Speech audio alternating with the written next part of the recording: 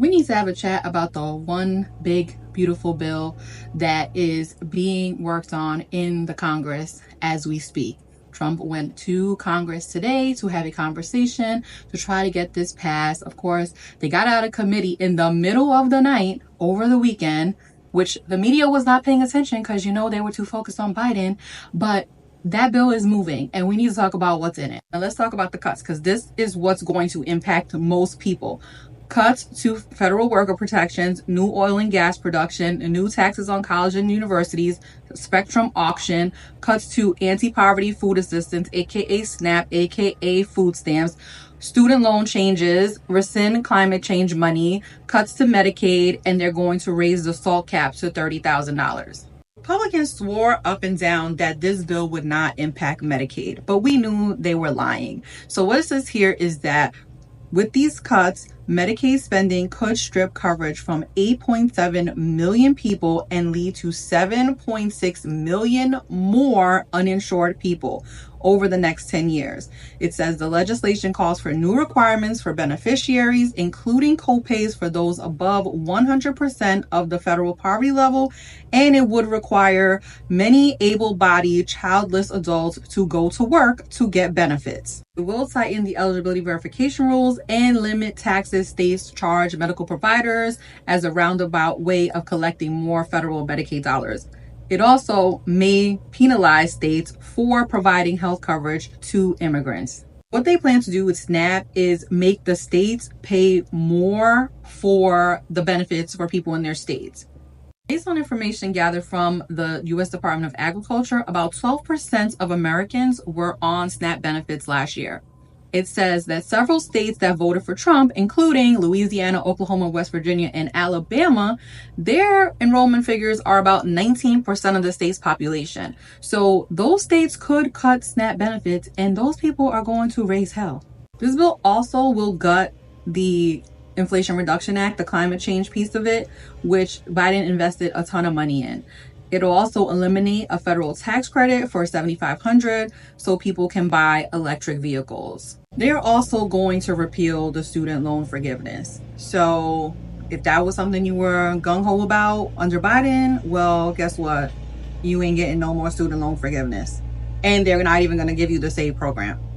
This is the breakdown of what is in the spending part of it. So extended 2017 tax cuts, increase in standard deduction, increase in child tax credit, defense spending, border wall and security, no tax on overtime, senior bonus, no tax on car loan interest, no tax on tips. They're definitely going to mess with federal workers even more. And one part of this is their retirement. They're going to base it on the top five years of salary earnings rather than the current 3 years. First is the 2017 tax cuts. So they need to make sure that they do this because the Trump tax cuts from 2017, they expired this at the end of this year.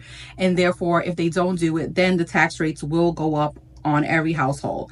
But what this bill does, it cuts taxes for individuals of nearly all income levels, it says, and concentrating most of the benefits among the wealthiest earners and corporations. They are increasing the child tax credit from $2,000 to $2,500, but what they're doing is changing the eligibility. So only parents with Social Security numbers will be able to get the child tax credit. So if you are a non-citizen parent and you claim your child, so you're a resident and your child's a citizen, you won't get the child tax credit.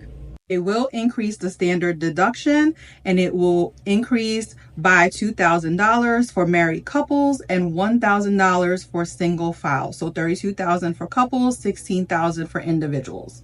Also includes a no tax on car loan interest. It says that if you buy an American car, you can deduct up to $10,000 in car loan interest payments for 4 years.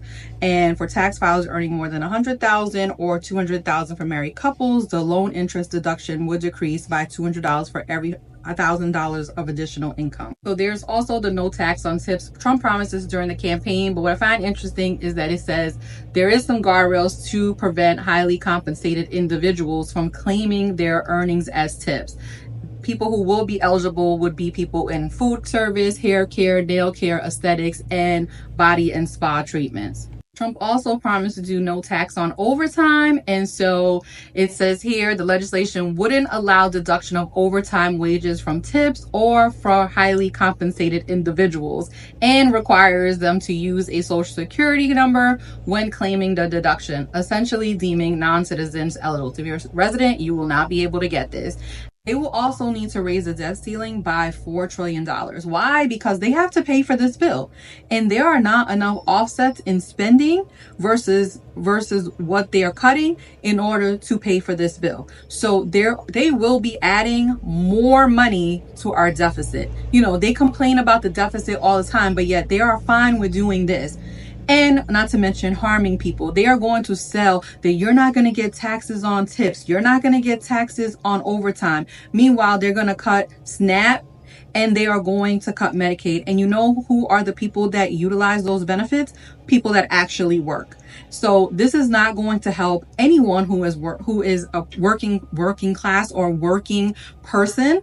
They are going to be the ones that are harmed by this bill. And that's going to suck. But this is what people voted for.